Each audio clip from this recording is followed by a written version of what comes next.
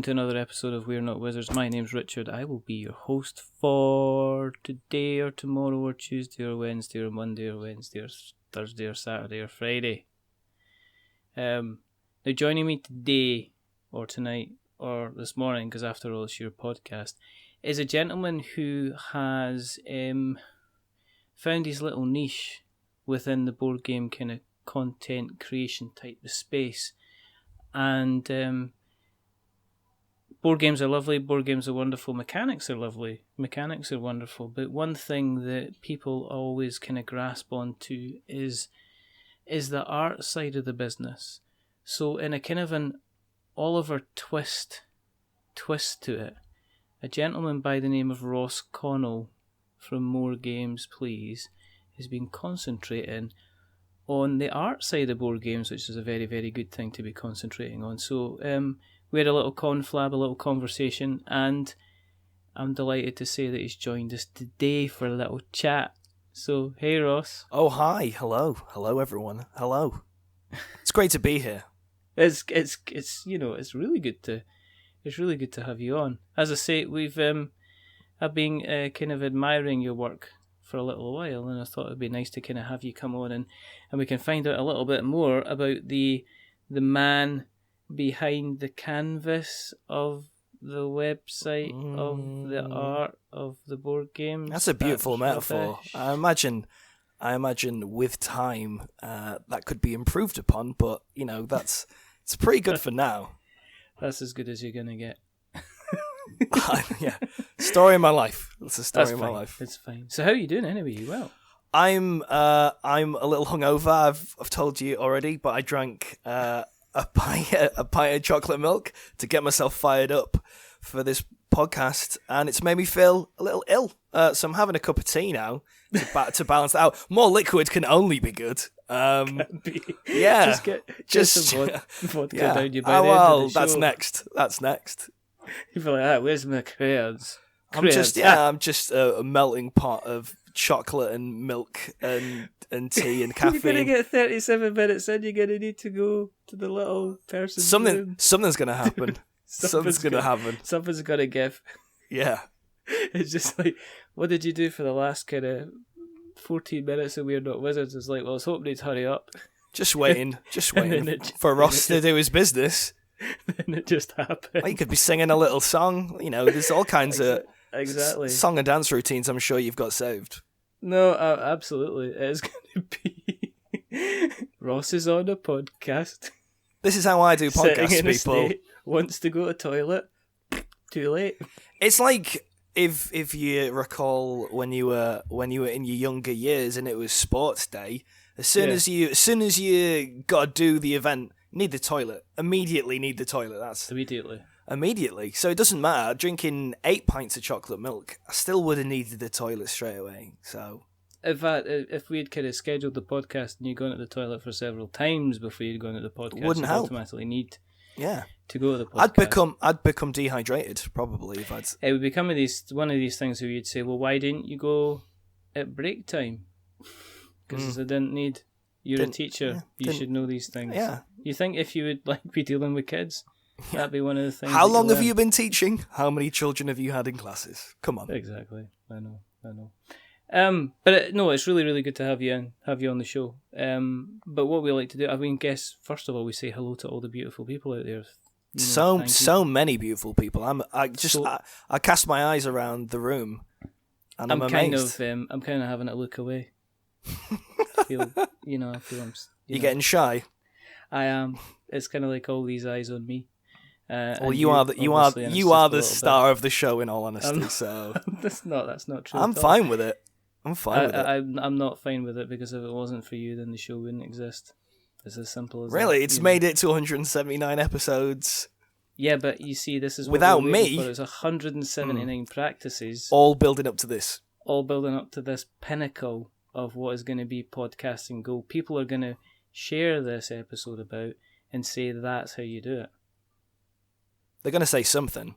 They potentially will. Let's face it. It's all going to be good. But thank you for joining us, everybody out there. The reason that we do this is because somebody needs to stop me. I'm uncontained. I can't do it. I'm going to hit 200 by June. I just know it. I need to stop. It's just like, what are you doing?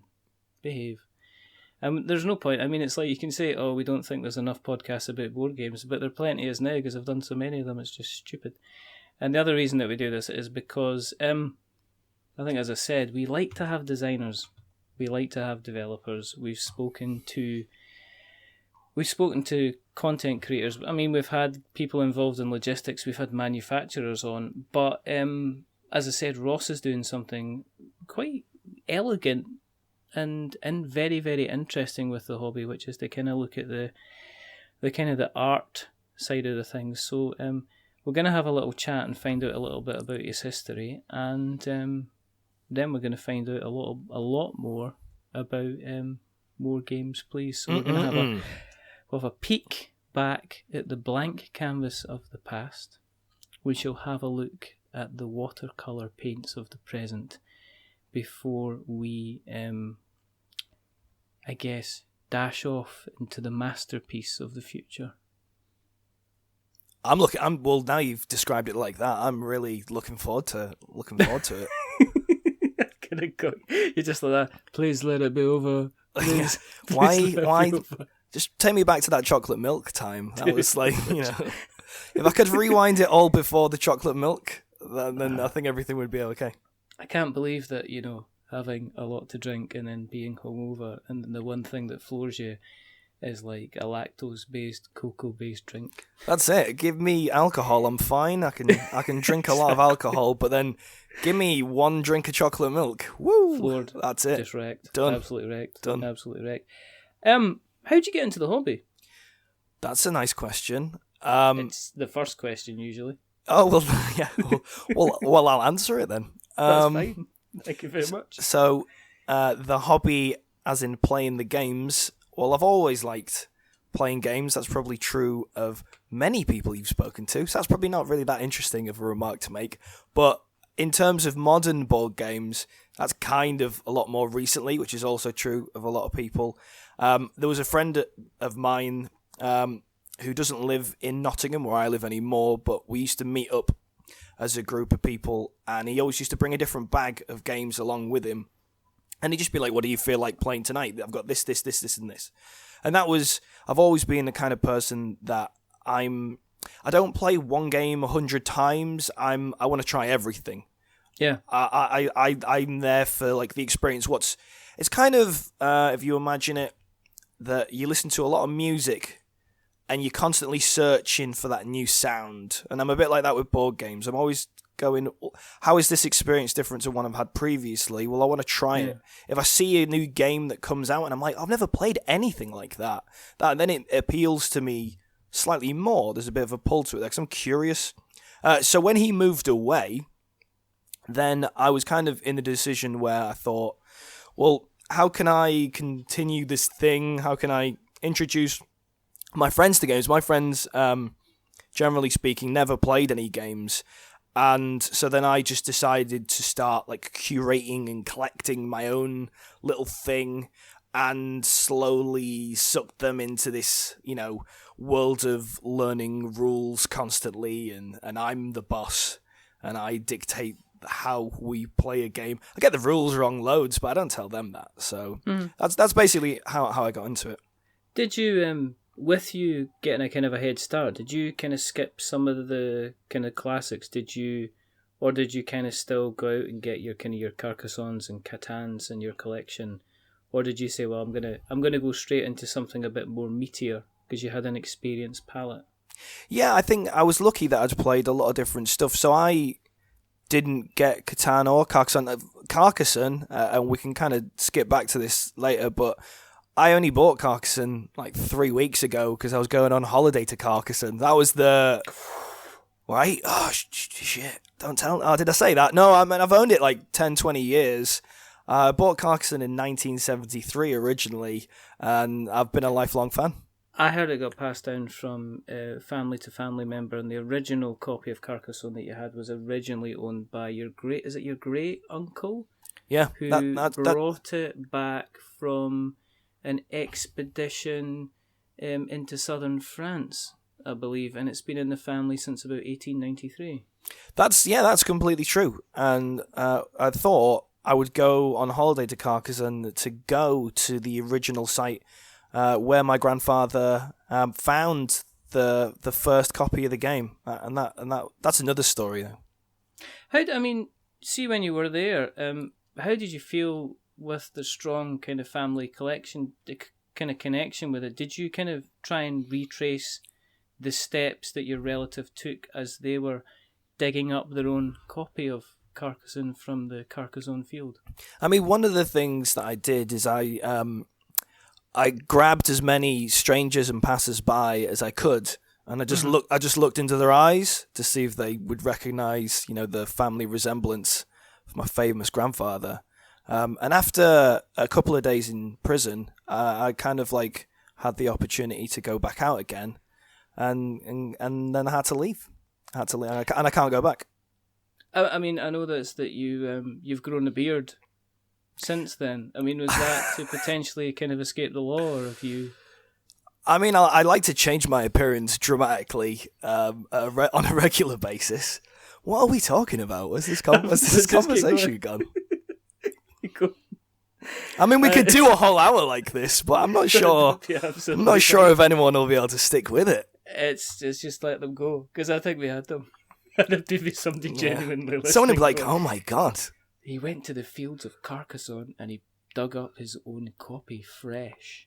Because they don't, obviously, the original ones don't come in cellophane. I picked mine straight from the vine. That's how I got mine. It's wine country. You might not realise that, but it's wine country. So, straight from the vine's the way to get it. But what people don't know is you actually need to peel the skin off your Carcassonne before you can play it for the first time. And there's blood under there as well. It's quite messy. It's quite hot. Well, it's not. I think that's what they call it. I think there's something French which means the blood board game or something like that, which we need to get translations. But yeah, when you peel the skin off the Carcassonne off the vine, there is a kind of a ready substance that you need to clear off, and it does. It's a bit like a blood orange. That's what I was going to say. That's actually what I got written down in the show notes. So it's good to know you did your research. I've spent weeks thinking about doing some. So when you, but were you jumping into heavier stuff then, just kind of straight away, or were you? You said you kind of like picking where you're kind of going with your games based on something different, something new. So are you more of an experienced type person than I want to get this edition of this game because I know it's meant to be good? Yeah, so the theme has to appeal to me, or there has to be something about it, because I'm one of these people that if you buy a new TV, I'll spend 3 weeks doing research, and then I'll buy one. And they're all the same, but I'll spend 3 weeks looking at it. So the first thing I did when I started making my own collection is I went heavy into Board Game Geek. Just spend hours and hours and hours. When I was at work mainly. Shh, don't tell anyone. But on Board Game Geek, just going through all these different games, thinking, what have I enjoyed in the past, and what would I be interested in playing?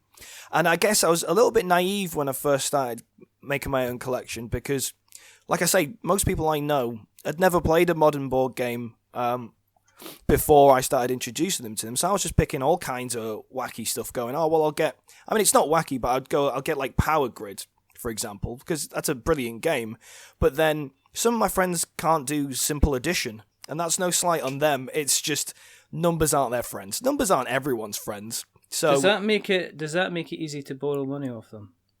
Oh yeah, definitely. I'll be like, can I borrow £500? And I give them 50p back, and I'm just like, and then you say got the decimal point wrong. Each of the edges are worth £100. So that means yeah, that means I've given you back £700. I think we should talk about this off air. I feel like there's a lot of advice you could give me. It's like you're trying to make me out like I'm some kind of fraud, which is true. Mastermind, I was going for. If you're saying, well, I bought Carcassonne potential business partner. Potential business partner. Who could be dirty rotten? We could be dirty rotten meeples. Dirty rotten meeples, yeah. Let's go for it. There we go. I don't know which one. I can be Michael Caine, and you can be Steve Martin. Yeah, well, you brought that on yourself. I knew you were going to do You're that. the simpleton. Let's be honest. That is very, very true. I'm just the one that kind of like just asks the questions. It's everybody that has to come up with the complicated answers. Well, my answers will be very simple. We don't have to worry about any complexity from my side of things. Are the games in the So, are you the type of person? Do you have a precious game collection? Are you the type of person that once you get to a certain capacity, number of games that you have, you're quite happy to kind of let games go, sell them on, get rid of them because you've kind of experienced it, you've had that buzz, you've had that play around, or are you a hoarder? Is there a big panel of board games behind you right now, for instance? Oh, well, weirdly enough, I'm not even sat in a room with board games in. It's not any. I know whenever you speak about board games, you're really meant to be at least within several foot of a board game, because the knowledge bleeds into you through the skin just by proximity. But the board games are actually in a separate room. I've heard that's how Rodney Smith learns games. Yeah. He just touches his hand on the top of the box. He's so good at teaching them because it's almost like a Zen Buddhism way of learning board games. He has a compendium of games, just like with his toes, just tickling the little pieces inside. And sometimes they clean the dead fish off, the dead skin off his feet with little meeples. That's taken too far. We can't do this with Rodney Smith. He can't. It's not allowed. People will come after us. I know. People will accept you buying Carcassonne only 3 weeks ago and never played it yet. They won't accept Rodney Smith. Anybody's saying wrong because we all like Rodney Smith. He's probably the nicest person ever, which makes me think that if you cross him, it's just bad news. It's bad news all around. It's just you're in a lot of trouble. What did you do? Disrespect? You're in a lot of trouble talking about Meeples eating the dead skin off his feet. I don't know. Don't know what kind of a rumour that is to start about the man. That's fine. I can edit that out. I can edit it so you say it. Oh, it's too late now. Yeah, you frame me. See what I mean? Criminal mastermind. There we go. It's not criminal mastermind. Everybody's like that. You're just really nice. No, I'm not.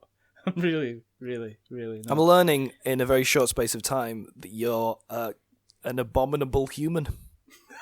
I am indeed. It's just a wonderful. And I've never heard that word attached to anything but snowman before, but I think it's apt for you. So just remember, never ever, if I offer you a yellow lemon sorbet ice cream. Oh my God! Just to say no. I will bear that in mind. So, again, okay. So, going on the art side. Oh yeah. We're not going to go into the whole thing. Are there games in your collection which you have picked up solely because of the art, even though they're awful?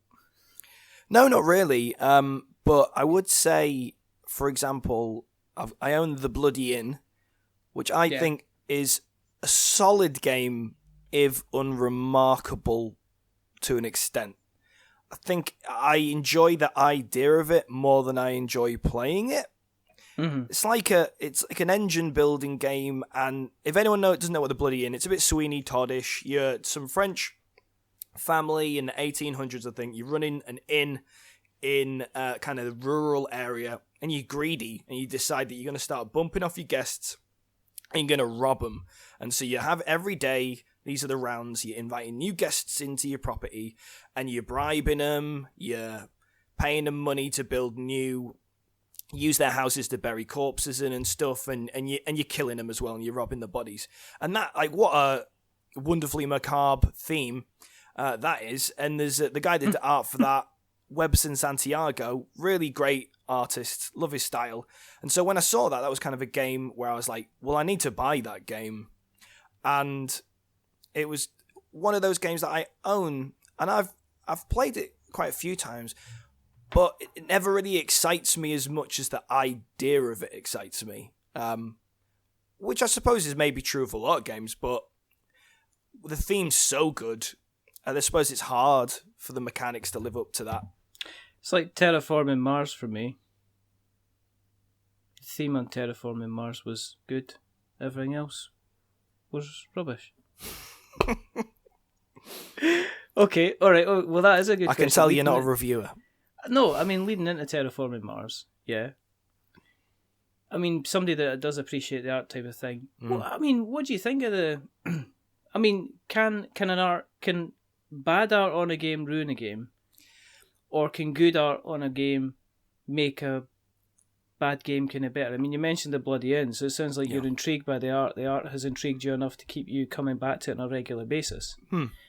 On the same time, do you think that bad art can have a negative effect on how people will perceive a game, and maybe be more negative on it because it doesn't look as fantastic as maybe, other other games out there? For me, and I'm an incredibly shallow human being, so if a game is hideous, it makes me pause for thought. It makes me... I mean, obviously, you got to look at it from like a budgetary perspective. Maybe they just didn't have the money for the artwork or something like that. But it always makes me think, like, was the confidence not quite there to invest in the art? It makes me think, why does this game look so ugly? And I think maybe it's not a very good game, but certainly it's like anything. There can be things that look rubbish but are still highly enjoyable, but your initial opinion of it is always going to be tainted a little bit by it looks like shit.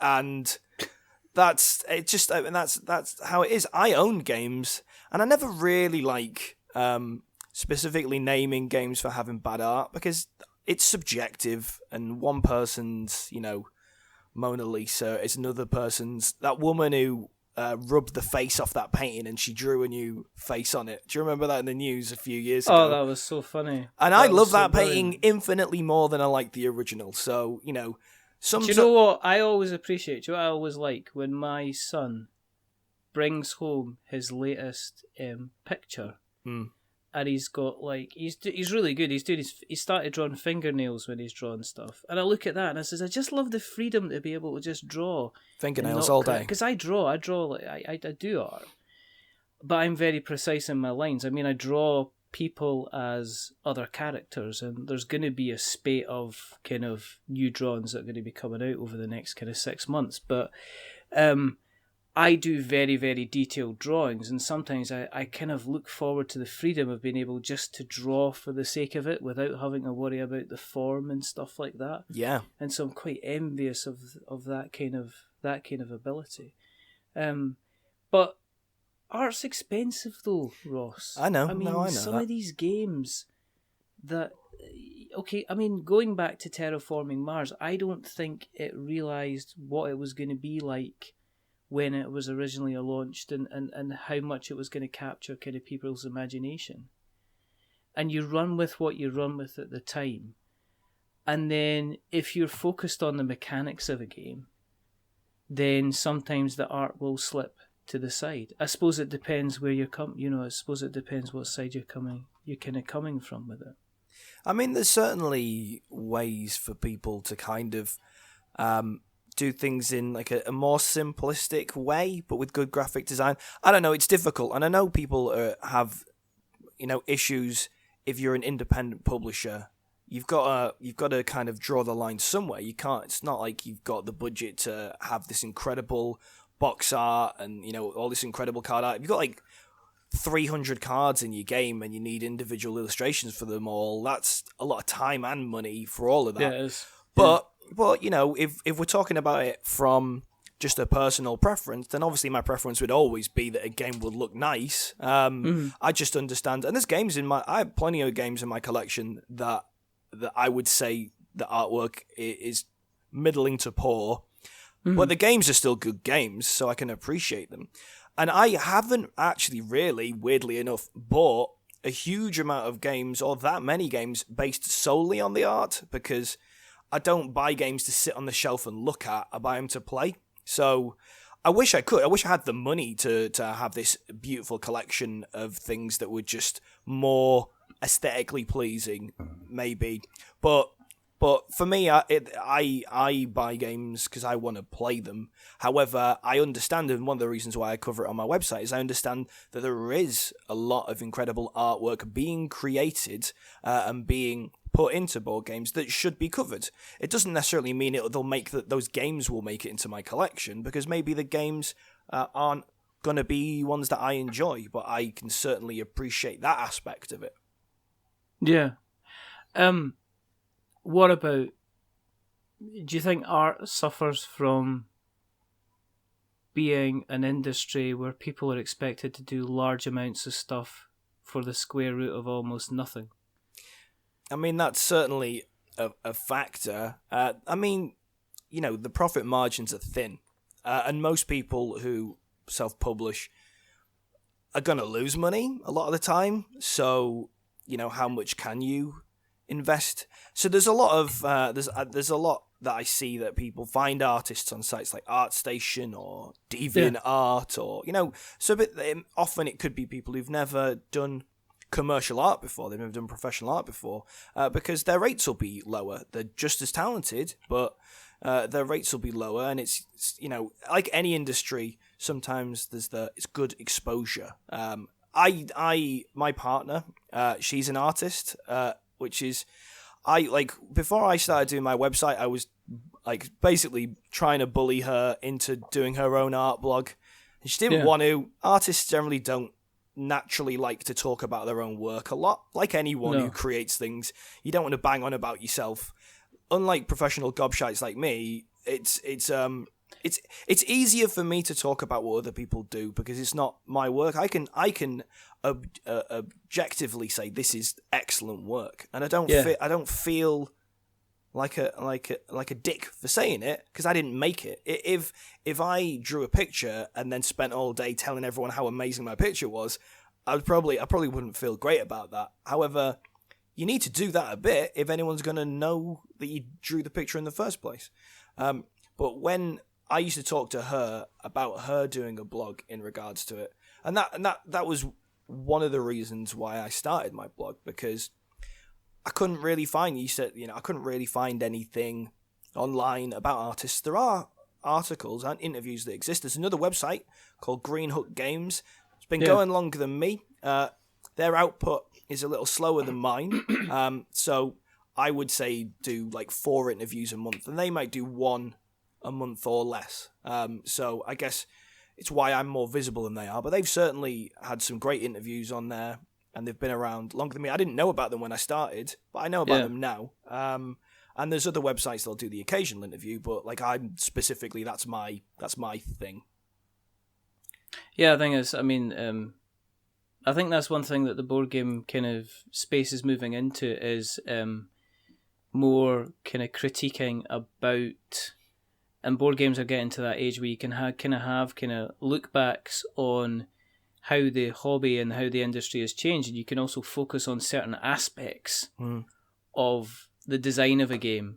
And I think that's the kind of the next level that we're in, because you can only run with, is a game any good? Is it worth buying? And I think people are more interested in a kind of more curated view of critique, as in they're looking for maybe people like yourself who will concentrate on the art. They'll be looking at people who will study the mechanics of games and how they've progressed and how they've evolved, and the kind of the rules versions and things like that. Everything along those lines. I think we're kind of entering into that second phase with kind of people like yourself kind of bringing this to the forefront and saying, yes, let's talk about the kind of the artists, the artists themselves, because and that was one of the reasons I wanted to talk to you, was because it is kind of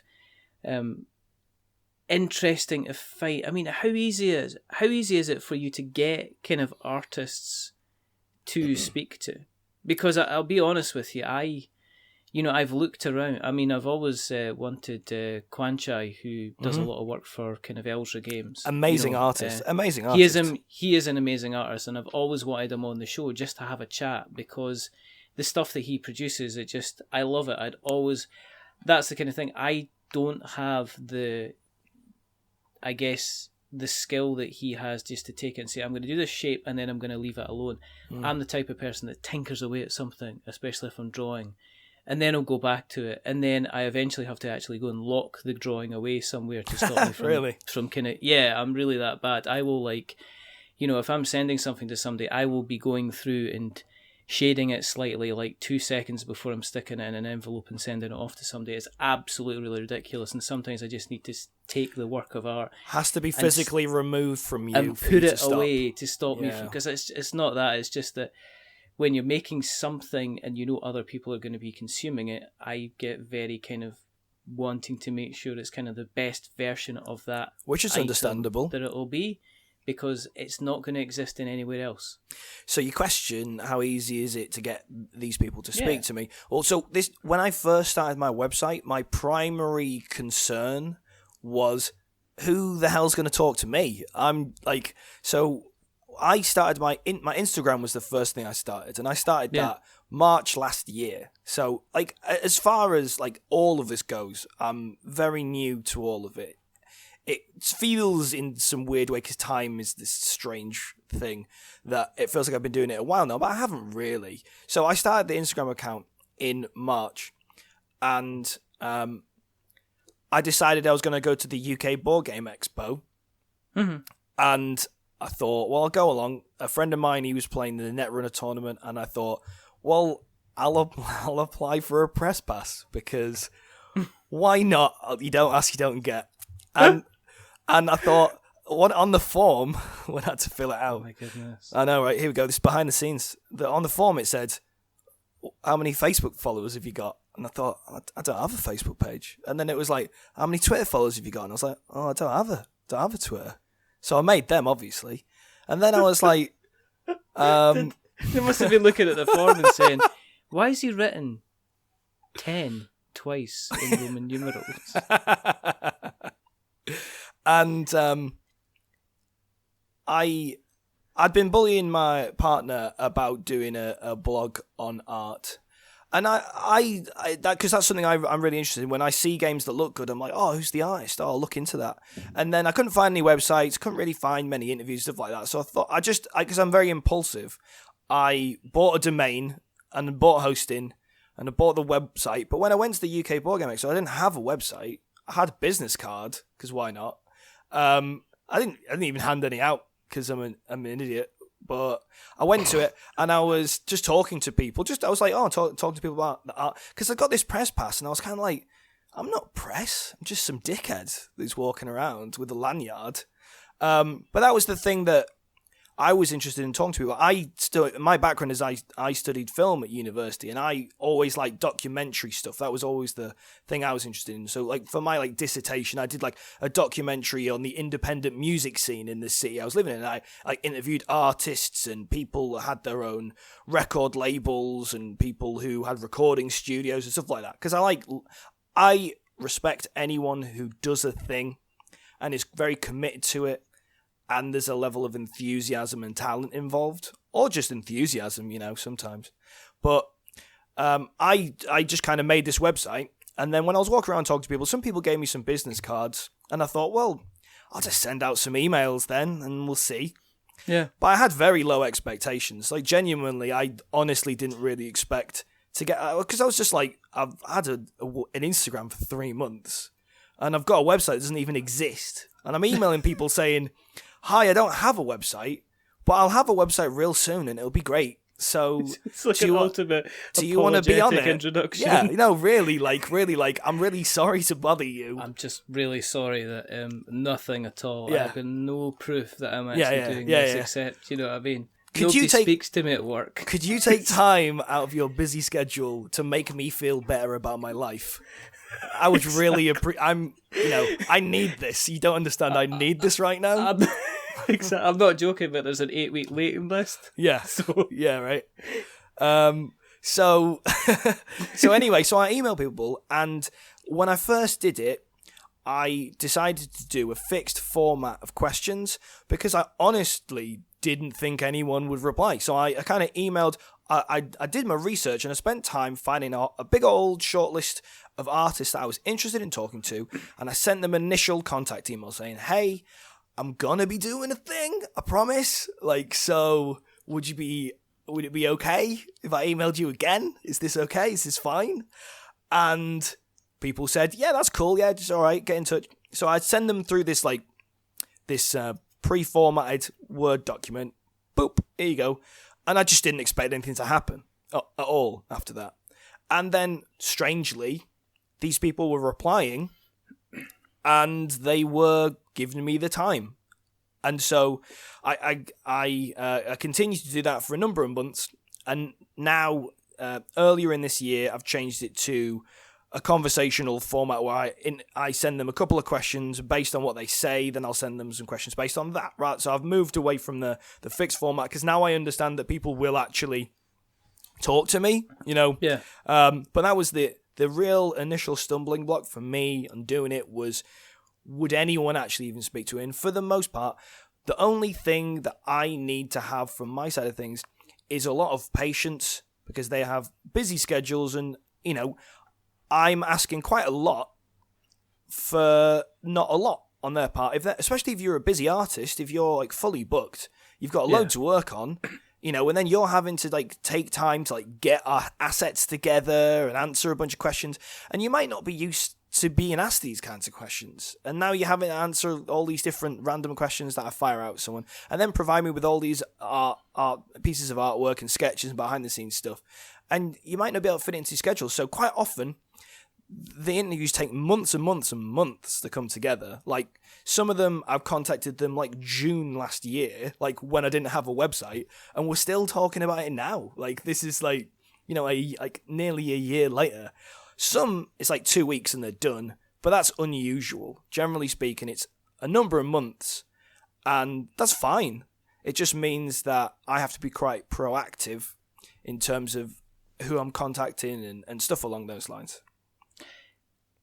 Do you ever have to battle against kind of like saying, I'm not going to contact this person because I don't think I'm big enough kind of thing? Or have you found that the community so far, the art community, has been fairly friendly and open to having kind of conversations, regardless of who they are in your eyes? Yeah, I think mainly it's not necessarily about the size of the individual in terms of will I contact them or not. I'll contact anyone I think makes good illustration and good artwork because I want to talk to them. So if I don't message them, I'll never hear anything. They're not going to contact me, in all honesty. So like, it's one of those things that I have to approach them. Whether or not I'll hear anything back from them, I never have any expectation. Anyone I email, my initial thought is that I won't hear back. So when I do hear back, even then, I think, well, it'll probably not even turn into an interview, just because these things, like I say, they go on for months and months and months. So there's no one in the community where I've thought, oh, I can't email them because they're too big. Yeah. I just understand that they'll probably be too busy because they have so much work on. So I don't expect to get an interview out of it, but I certainly would always approach them because they can only say no. Like, they can always go a polite email saying, sorry, I'm a really bit busy at the moment. And it's actually been remarkably few people who've actually said they won't do it. I think I could count it on one hand out of like a couple of hundred people I've contacted. They're probably more polite though. They'll say, yeah, I'll do it, and then just never talk to me ever again, which is a different way of going about it. But most of them are very open to it. Surprisingly, right from the start, I was amazed by how supportive and friendly the community are. And I think it's partly because it is quite a small community, and no one wants to be the one known as being the jerk. I think everyone's probably quite aware that it's a small pool of people who are actively talking about these things, and we're all passionate about it, and we're all coming at it from a positive space. So if you can spare the time, be nice about it. Do you still have a kind of a hit list of people that you would love to kind of get round and have a chat? Oh, yeah. I mean, I've contacted them. It's just whether or not anything will come of it. There's people I badger, and also I generally don't like to name them because I've been bothering them over the course of quite a few months. It's quite a dull way of answering the question, but no, it's not. When there's someone, I'm the same. I'm exactly the same. When there's someone you've like emailed and you've said, I'd really like to interview, and they've gone, oh yeah, I'm a bit busy at the moment or whatever, and then you contact them again and they're like, oh yeah, I'll do it. And some even, we've started an interview and then it's fizzled, and then I'll contact them again and say, oh yeah, looking to continue it, and they're like, oh yeah, and then nothing, and then again nothing, and I'm like, I feel like I start questioning, how do they view me? Like, what how do they view this interaction? Like, for me, I'm like, I'm just trying to tell your story because I'm really enthusiastic about what you do. But then it's like the fourth email and it hasn't progressed. And their communication from their side of things is still seemingly positive, but we haven't moved any further forward. So I'm like, how many times can I say, let's do this, with them going, yeah, but not now? Yeah. Before you kind of go, I'll leave it. And certainly with some people, in my mind, I'm like, I just got to draw a line under that. It's not going to happen, and that's okay. That, you know, they are an incredible artist in the community, but it's okay that you can't interview everyone. Everyone's got their priorities. Not everyone wants to be interviewed, and why would they? Yeah, it's a bit. I guess it is kind of like, it's really strange because the art. I guess it's like the art side of things. I've mentioned Quanchai because I know him, but Beth Sabel's obviously. Yeah. Incredible artist. Incredible artist. But you don't see them. They're not at the public side of things. Not at all. In terms of the Kickstarter kind of things. I mean, I could say, okay, there's for instance, like say John Gilmore. I could say, right, he's the forefront. He's done all these games. He's done Dinosaur Island. Quanchai did the art for Dinosaur Island. Certainly but did. I remember a lot of the chat that we had. Wasn't kind of, it was more involved around their input. They're artists are still quite kind of, I guess, private. I think as well, though, because art is so subjective, I think it's difficult. When you have game mechanics, you can confidently talk about how they work. But when you're talking about describing something that's a personal, creative process, sometimes it's harder to justify your choices and talk about it in a way that you think is interesting and engaging for other people. You can break apart how a design's made and you've play tested and all that kind of stuff.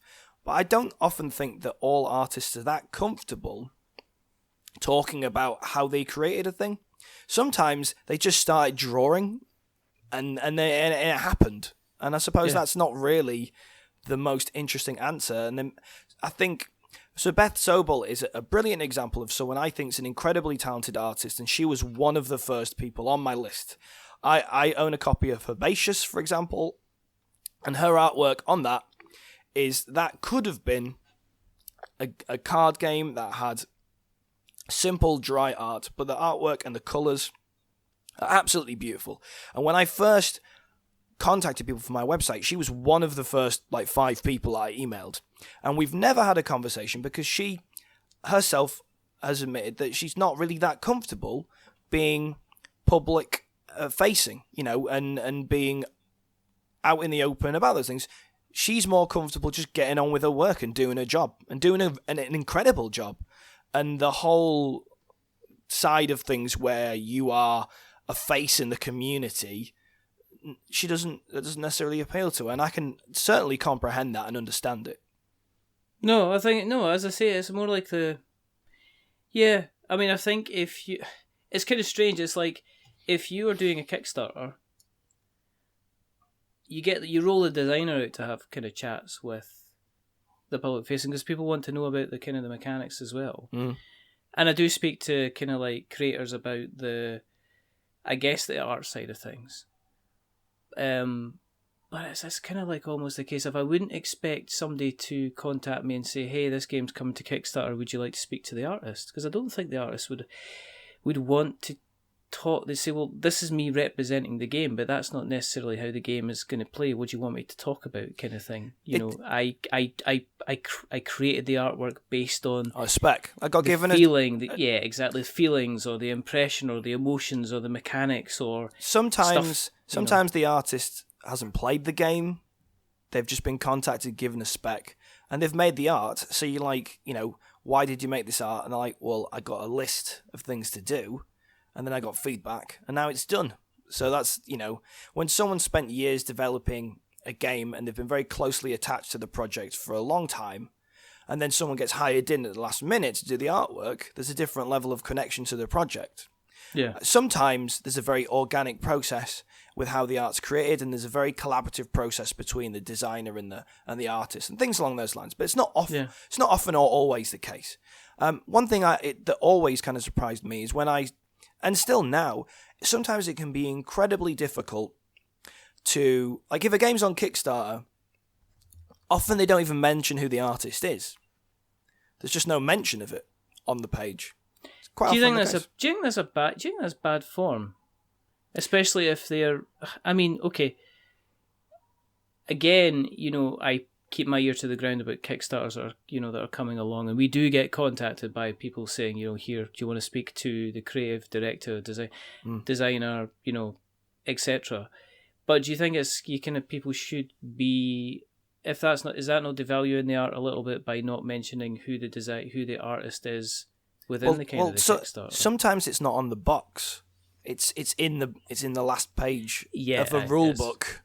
Yeah. And for me personally, if there are 3 or 4 people involved in the project, artist, designer, publisher, etc., whatever, be on the box. There should, equal billing, somewhere that's easy to see. You shouldn't have to buy a copy of the game, take off the wrap, get the manual out, and look in the back and be like, there it is. On Board Game Geek, there's games on there, doesn't mention who the artist is.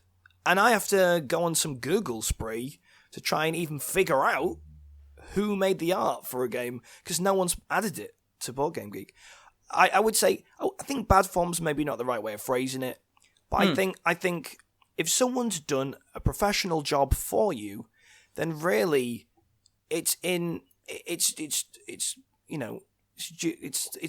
right that they should be given visible thanks for the work they did. And part of that is just saying, this is who did it. This is who did this art. You like this art? This is who did it. And, that means that other person, it can lead on to other work. I remember when I started and found it very strange, but that's I don't know how that conversation works between the artist and the publisher or the designer or whatever. Because I know when I started, and I would look for artists on social media, and often they're not on there at all. Or if they are, they have like 100 followers. And this is like when I'd had my account for like a month and I had like 500 followers. And I'm like, how do I have more followers than this person who's creating all this incredible artwork? And they've got like 56 followers and I've got like 500 and I've posted like 20 photos and they're this incredibly talented human. Like, how does that work? But I suppose I don't know how much of it comes from their side of things and how much of it comes from the other. Is it not a bit a case of kind of singing your own praises? Yeah, Can sometimes be a little bit of a difficult thing to do, to go out there and say, I am fantastic. Mm-hmm. Come and utilise my services, basically. Completely. A lot of people aren't comfortable self-promoting, and I get that because, like you've said yourself, you have periods of self-doubt. Yeah, absolutely. And you might have been happy with what you did, but there's a hesitance between being happy with what you did and then telling the whole internet you were happy with what you did, and then just cowering and waiting for a reaction, And often no reaction's as bad as a bad reaction, because you've done this incredible piece of work and no one cares.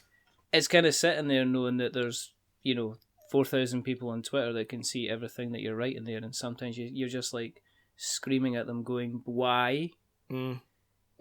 It's just, I think you're likely to go through that because a lot of people, you can have, there's a point of self-confidence can kind of take you so far, and then there's a point you're mixing self-confidence with continued effort and continued work. Of course. But there's still kind of dodges, there's still kind of bits where I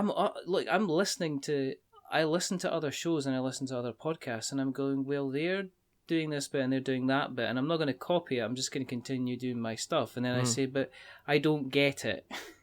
I'm struggling here because there are other podcasts that have design. I've listened to the ones that have other designers and other developers on, and there's part of me that's going, well, when are the wheels of the bus going to fall off of this one? Because I'm just like going, I don't know.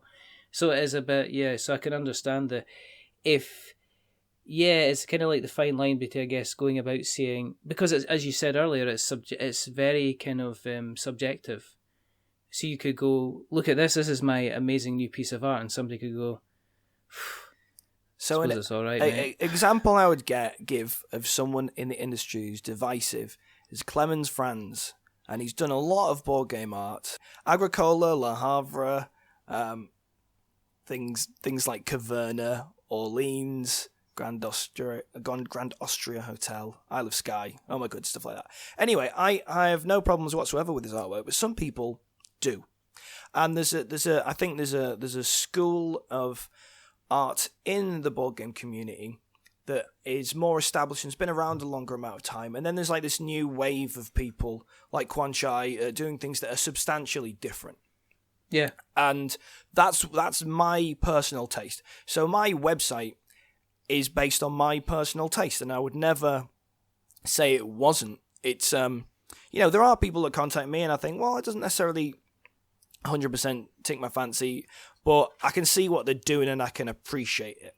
But there's always going to be an element of, these are the things that visually appeal to me, so these are the reasons why. Because I'm the one that's spending countless hours finding these games to interview these people, and it's because there's something there that I like. So I'm curious about it. But that's not to say I would ever profess that my website is, the absolute, this is the place you go if you want to see good art. This is just my personal perspective on what good art is. And so there's a lot of art in the community that gets created and it has an audience, but it's not for everyone. And I think that's the difficulty with something that's visibly, you can immediately make a judgment on it. Unlike a game, you've got to play it, and how many people did you play it with, and were you in the right mood? And, did you learn the rules properly? What was the group like? But art, you'll just have an opinion straight off the bat. I mean, who is floating your boat at the moment? I'll tell you who's floating my boat, and then you can tell me who's floating your boat. Because I played it last week, and it reminded me again how much I absolutely love the art, and it's the Ashes Rise of the Phoenix Born game. Yeah. I mean, that does have great art, and I have contacted the artist. That was a long time ago. That's another example of someone I contacted, probably about July last year. But it's not. Is it Fernanda Suarez? Yeah. It's not come about yet. But it's one of those ones that I believe that it might happen. It just hasn't. But yeah, she's very talented. I'm trying to think people that, I mean, Vincent Dutray, great artist. He's got like a particular style and look with his games. But I think I've backed a couple of Kickstarter games this year, like one Museum. He did the artwork for Museum. Detective City of Angels. He did the artwork for that. Ryan Laukat, I've always got time for Ryan Laukat's kind of like whimsical, kind of rose-tinted, kind of makes me nostalgic, the way his art is for like stories that I would enjoy when I was a child. Which is not to say his artwork is childish, it's just, it's kind of like a more innocent time kind of art. I think it appeals to all ages. So he's someone that I have been talking to, and we're like in the midst of an interview at the moment. But obviously, he's clearly a guy that's going to be busy. He does everything. So, and then there's the thing is there's loads of artists that I like the look of, but whether or not they do more than one board game is often the case. One thing I've tried to do with my website is I've tried to, when there's a new artist, I've tried to make a point of interviewing them, because otherwise we never might hear about them ever again. If someone's been working in the industry 20 years, chances are you become familiar with them because of an industry standing. But if someone does one game and they absolutely knock it out of the park, but then that's the only one they're ever going to do, unless people learn who they are and maybe they get another job in the industry, then that is someone worth talking to. I know from a personal perspective that I probably won't get as many views in regards to it because no one knows who they are and it doesn't have that same kind of draw. Like if you interview someone like Quan Chai, people are like, oh yeah, I own quite a few of his games. I know who that is. Really interesting, exciting. You interview someone like Katie O'Neill, who I interviewed recently, who is she did a webcomic, and then she's got a game called the Tea Dragon Society coming out. But I saw that and I thought, that's totally different from anything else that I really see. And that appealed to me, and I liked her art style. And someone like Nick Nazzaro, he did the art for Dragoon, and Human Era, another game he's done. But when you've only got like 1 game, 2 games to your name, people probably won't know the art. But so I know not many people will necessarily read that compared to if I did an interview with someone who'd been in the industry for a long time. But that's not the purpose of the website. Yeah. Do you care? And that's what I mean by that is, like, I'll get emails from people coming on who's saying, this is my first Kickstarter. I'm looking to get some help and exposure on it. Sure. And I'll get them on. Are you kind of like the same attitude, which is like, I like you because I like your art, therefore let's have a chat? Yeah. So basically, if someone contacts me and I like what they do, I will do what I can to make it work. Because why else do it? Like if you claim that you are doing something because that you have a genuine passion for it, but you'll only speak to people that elevate your own position, like that's not really a good place to be. I think anyone who does a podcast or has a website or anything like that can get a little bit caught up in the numbers game. That's inevitable to an extent, but I think you have to have some sort of enthusiasm for the project itself, and you have to separate numbers from that. Otherwise, what's the point and purpose? People contact me, and there's going to be some interviews coming up over the next couple of weeks that are people, and it's their first project, and they've done the artwork themselves, and so it's not classically speaking what I would go for, but I appreciate what they've done and the amount of time and effort they've put into it, and the look that they've achieved is good based on the resources they had available to them, which is themselves. And I can certainly appreciate that, and I will always have time for anyone who's doing a new thing and they're incredibly driven and passionate about something, because there's no point gatekeeping in terms of who you'll speak to, because you'll limit yourself from a whole variety of interesting stories that you could have, got to experience and listen to. Much like, you're talking to all these new people that have never worked in the industry before. Well, where have they come from? What's their story? That's interesting. Yeah, I mean, that's the whole point, is it's like, there's not, I mean, I don't know. It's like, look at it this way. I love having certain people coming back on the show. Of course. I'm going to be speaking to Sean Epperson from Thing 12 Games. He's been on the show before. We don't like each other because he keeps beating me at Star Realms. But however, he's really, really funny to get on. But there's also the guy that... There's like the guys like, say, Runaway Games, Gwen and Sam, that were on for Fire Tower, yeah? Okay. And we had such a laugh just because there's that kind of half-hour bit where everybody forgets you're actually recording a podcast. You're just chatting like away, sitting around and having a chat. Yeah. And then at the end you go, oh, we suppose we better stop kind of recording now, because that's the kind of the time finished. That's your kind of your whatever time it is up. So, yeah, everybody's, I guess, I'm kind of like really nosy as a person.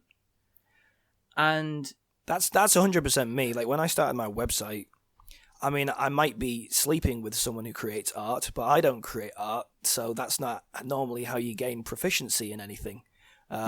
So, I never started it professing like, I'm the guy. I never studied art. I don't have a background in art.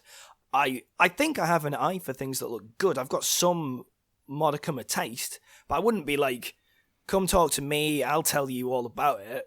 I'm the guy, I'll tell you about, this person's using acrylics, this is watercolor. Oh, I like the tones in this particular thing. I see that with my eyes. I don't have the vocabulary to support that. So I started because I'm nosy, and I couldn't find any information about these people. And I'm like, some of the interviews that I've had have been puff pieces and quite light, and you don't really get a lot of it. But some of them have really touched on things that I think are actually genuinely interesting, and people wouldn't know. Like Jesse Gillespie, who I interviewed, my most recent interview on my website at the moment, he talks about when he was working on Hand of Fate, the second computer game, the video game, that he was going through an awful divorce and he wasn't coping and he was really suffering from anxiety and depression and he nearly lost his job several times because he couldn't work. And I think anyone who's been in a position where their mental health or their life circumstances dictate that they're struggling to do what they need to do would really kind of feel some connection with that. And that is, how would you know that without being nosy? How would you know that? No way of knowing that. Yeah, it's just interested in finding the people behind the product. And that's one of my only concerns for the industry going forward, is that we'll end up in the situation where someone like Jamie Stegmaier will be sitting in front of me, and there'll be somebody... PR guy. There'll be an email sent out before saying, okay, if we're recording this podcast, you can ask the following questions, but you can't ask these. They won't answer any questions about this. You're not allowed to talk about this before this particular date. You're not allowed to release this podcast until this particular date. And that's my fear, as we seem to be going from a group of people running together to a group of people flying together to then everybody sitting in a great corporate kind of jet plane together. Well, and I'm wondering when there's certainly might step in. Money changes things, and one of the reasons why the industry is how it is at the moment is because there's so many people involved in it in some way where money's just not involved. So it's driven by enthusiasm and passion. You know, I'm lucky enough that my website is now funded through Patreon, and that's what keeps it online. I don't make any money out of my Patreon. However, my website is funded by Patreon. But certainly before I created the Patreon in January, I just paid for it, and I wanted to do a thing, and so I did it, and I was like, I'm just happy to. It's just nice to do it. It's just a nice thing to do, and I think there's a lot of people in the industry that are still like that. But then you've got companies like Asmodee, who are large corporate moneymakers, you know, and they're owned by a venture capitalist firm, and they've swallowed up lots of little assets, and now it's looking like they're going to be selling that. I don't know if you've been reading about it in the news, but it's like they valued themselves at $1.5 billion, and they're looking for a buyer, it seems like, to sell that. And when there's those kind of acquisitions like that can change things. Yeah, it becomes margin, it becomes money, it becomes cost cutting, and it becomes kind of really, really scary. Different, you know. I still think there'll be people like us in the industry, and I still think the designers and the people who create the games will still want to talk about them. I think there'll be more of a marketing arm involved, but I don't think you'll necessarily see that. They'll just be a lot slicker in how they get the word out. Yeah. There'll be more paid content. I think that's inevitable, it seems like. And I've spoken to people about it when they're doing... It's kind of one of those things that people don't talk about it too much because it can be frowned upon. But if there's something going to Kickstarter, there's an element of paid content along with, you know, just getting the people who you value their opinions to have a look at it, because this is your living. So you've got to make the most of the tools available to you. But you know, I think when there's larger corporations and larger budgets involved, that's probably a little bit more likely, because you need that guarantee that you're going to hit the numbers you're going to hit. Have you been surprised by the amount of interest in the blog since you started it? Because you seem to be one of these people that's kind of climbing the ranks like the most ornate, golden, uplifting kind of creationary butterfly, going from flower to flower, and with every sip of nectar you become stronger and more vibrant. I'm just waiting to the point where I can just be a real arsehole to everyone and no one will be able to do anything about it, because I'll be so popular they'll just have to soak it up. I'm not stopping until I get the Channel 5 chat show. Well, dream big. I would say if you're going to dream big, you know, Channel 5's as big as it gets. So. I don't think there's anything better right after Celebrity Car Write-Off. Wow. I mean, you got the kind of dreams that I can't even fathom. I'm just, you know what I mean? I'm just looking up at, I'm trying to aim for the moon. And then, you know, if I jump off and fall, then be one less annoying person on the planet. Yeah, that's true. Do you know what I mean? I don't know. Have I been surprised?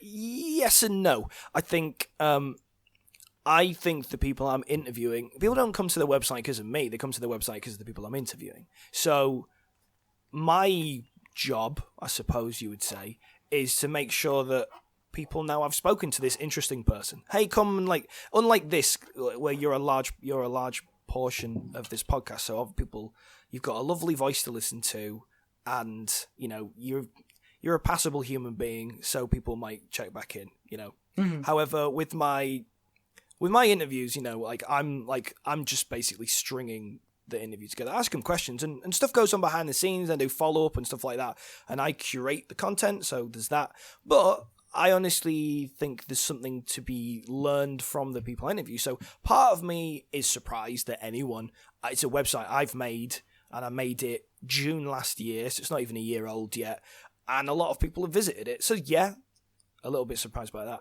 But I'm talking to people who are established in the industry or genuinely talented human beings, and I feel like, well, of course people want to find out more about them, because where else are you going to read about it? So exactly. a bit yes, a bit no. In terms of like social media and stuff like that, I think that's just like a war of attrition. If you're just around enough, just all up in people's faces all the time, then you'll become more known. I try and all of the contact I have with people online, I like to think, and they may disagree, I like to think I'm not any different on the internet than I am in person. Some people have an online persona, but I'm the same level of dickhead on and off the internet. If you talking to me in person, I don't believe that for an actual second, to be perfectly honest with you. I think it's if you're going to be that horrible, it's something that you have to do kind of on the sly, and announcing it just shows that you're actually a decent human being. So there you go. Yeah. So, you know, I'm just calling you out on that, Ross. Okay. To be perfectly honest. Fine. If people want to keep an eye on you, on where you are on the internet webs, where can we find you, Mr. Connell? Sure. Well, you can first off go to www.moregamesplease.com. Check out the archive. There's a little on the sub menu. Go to the archive. It'll show you all of the interviews that I've had so far. We're up to 38 interviews deep. Certainly does not compare to your output, but that's where I'm at. You can also... It's just a little sideswipe there. You had this conversation like before the podcast about how many podcasts we've done. I didn't expect you to kind of like, just, you know, it's been a nice conversation and then just stab. There you go. I mean, you gotta get the stabs in where you can. Yeah, I suppose you can. How are you gonna get to the top if you don't stab a few people on the way? You do it through hard work and determination, and not use blade-shaped weapons. Well, usually fight. I mean, we all have our tactics. I suppose. Also, I'm on the Instagrams, so that is just More Games Please, but on Instagram. I'm on Twitter. I'm on the twits, and that is More Games Plus. Don't have any vowels in the please. It's just PLS. That's about it, really. I'm pretty active across all of it, because when you reach this level of addiction in a hobby, you get involved any way you can, and you're always itching away to like find out more about things. And much like you, I'm nosy, so I like to know what people are up to. Absolutely. And if you want to find out what we're up to, then you can go to the internet webs as well, and you'll find us on Twitter at We're Not Wizards, on Facebook at We're Not Wizards. We are on YouTube at youtube.com/c/We're Not Wizards Tabletop Podcast. You can find us on our website, which is we're not wizards.com. You can find us on our blog. Don't go there. It's we're not wizards.blogspot.com, and we're gonna have content, and it's gonna be awful. Can't wait. It's going to be my standard of content, which means it's going to be written 10 minutes before it's actually due, which is always the best way to write content. I like to think I'm self-deprecating, but you've got a real knack for it in no, that I tell blog. you, it's, you know what I mean? It's kind of the type of thing. My blog has to have bones tied around it so the dogs will play with it. If you want to find us on your podcatcher place of choice, then go. You've got Stitcher and Speaker and Acast and Player FM and Mixcloud and all these wonderful places that support podcasts. We're also on Spotify as well. I don't think anybody actually listens through Spotify. All these weeks of worrying about getting on Spotify and I check the stats on Spotify, and it's like how many people have even gone near the podcast. I think it's quite hard to use to find podcasts. I think it's really weird, but it's just. I certainly have. I mean, I was like, oh yeah, I can't wait till all these podcasts come on Spotify. No, I haven't used it. It's like one of these features that everyone's going, and use our podcast host and we can automatically put you on Spotify. And I'm like going, that's not a selling point. Nope. It's not working for me. Nobody likes us. But you can also see us on Apple Podcasts as well if you like what you've listened to this evening. And God bless you. Thank you very much. But if you like us very, very much, then please drop us a subscription because that really helps grow the show and puts us in places where people see us. If you like us even more, consider dropping us a rating or a review. And remember, do not give us 10 stars because that makes us big-headed. But do not give us 1 because that makes us cry. Give us 5 because it is in the middle. It is average. And we are decidedly average. But the person who's not been average today, tonight, or this morning, is the rather wonderful, the rather magnificent, the rather joyous person to have on the show, actually. This has been absolutely fascinating and interesting, and I'm so glad that you've agreed to come on. It is the one, the only, Mr. Ross Connell. Yeah, that's my attempt at crowd cheer. Thanks very much. It worked really well. Yeah, well, that's one of my many talents. There's only 2 more things to do. What's that? The first thing is to remember that we are many things, but we're not wizards. Are we wizards, Ross? No, we are certainly not. Absolutely. We are not. We are content creators helping you appreciate the hobby that you love and know so well. And the second thing is go and do it, Ross. I don't know what's happening. I don't know what. Do I have to? The bit that we. That bit. Okay. All right. Right. Right. Ready? Right. Okay. I'm ready. You ready? Mm-hmm. Please, sir, can I have some more? More? You're not getting any more games, Oliver Twist. That's it. I guess that's it. Still rubbish. Yeah, and still rubbish. and on a real flat note. Basically, I think we did well at the beginning, and it kind of tapered off in the middle, and we've ended up on just crashing and burning like a Spitfire. That's what happens when you drink a pint of chocolate milk. The sugar wears off. So glad you survived. So say goodbye, Ross. Okay, goodbye, everyone.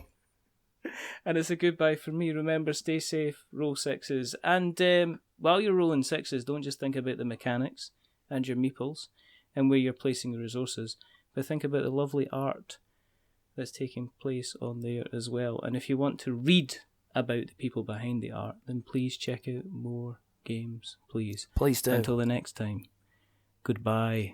Goodbye.